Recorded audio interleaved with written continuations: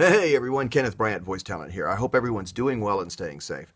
You know, I get auditions every day, and I recently put in one for a radio commercial in Louisville, Kentucky. And as anyone from Kentucky and Louisville knows, it's very important to pronounce Louisville, Louisville, because otherwise all credibility just goes right out the window. And, so I was obviously had to affect a bit of a Kentucky accent for that. And, I sent that in just a short while ago and it was a lot of fun.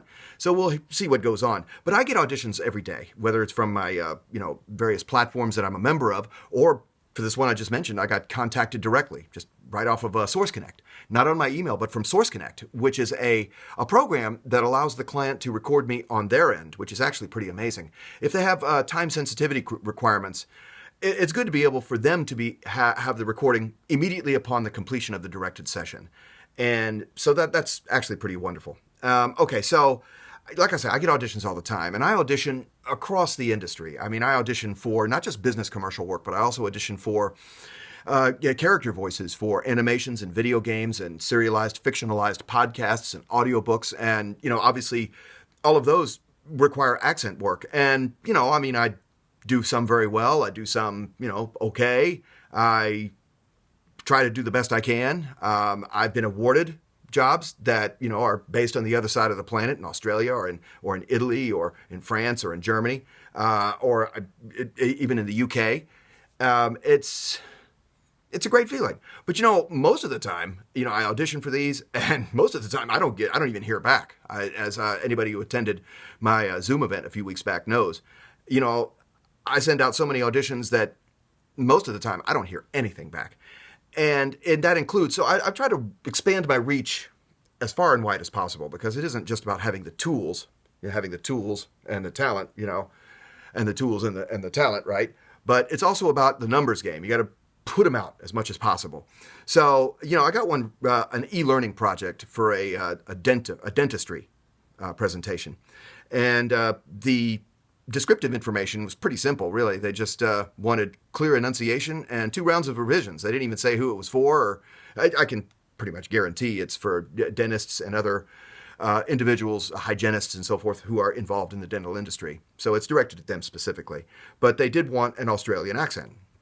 And so, I've got just a portion of it. And like I always say, I only read a portion of scripts because, sometimes and this doesn't happen a lot, but it does happen.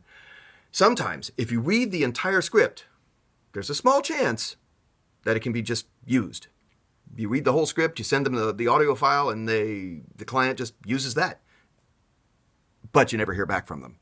And so, to protect myself, I only read portions of scripts.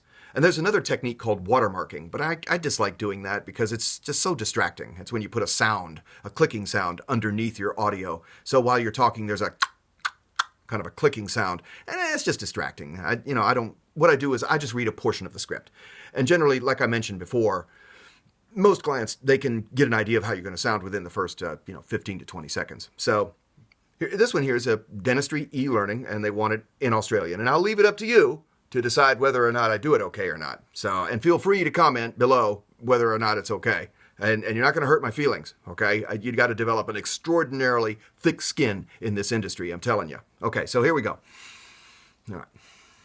And I might have to pick up here. Okay, this is something I got to let y'all know. Mistakes are common, okay? They're called pickups. That's when I pause and read the sentence over again. So this may happen, especially when you do accents. All right.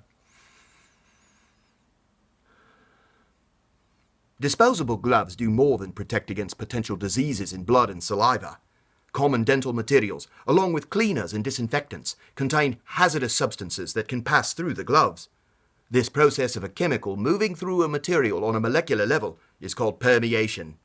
Since the process occurs on a molecular level, in most cases, chemicals reach the skin while the glove looks unchanged. Okay, so I actually got through that one all right. Believe me, that's not how it usually works. Believe me, I make mistakes constantly. But listen, I hope you enjoyed this. Leave a comment down below and let me know what you think. Kenneth Bryant, Voice Talent, wishing everyone a happy day. Thanks.